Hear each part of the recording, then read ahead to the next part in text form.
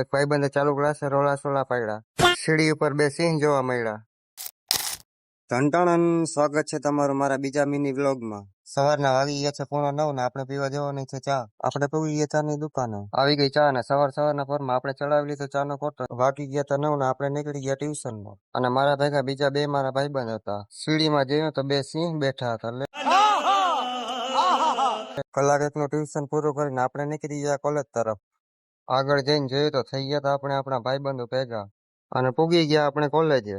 આ છે આપણી કોલેજ. આ કોલેજ કઈ જગ્યાએ આવેલી છે જરી કમેન્ટ કરી જણાવજો તો.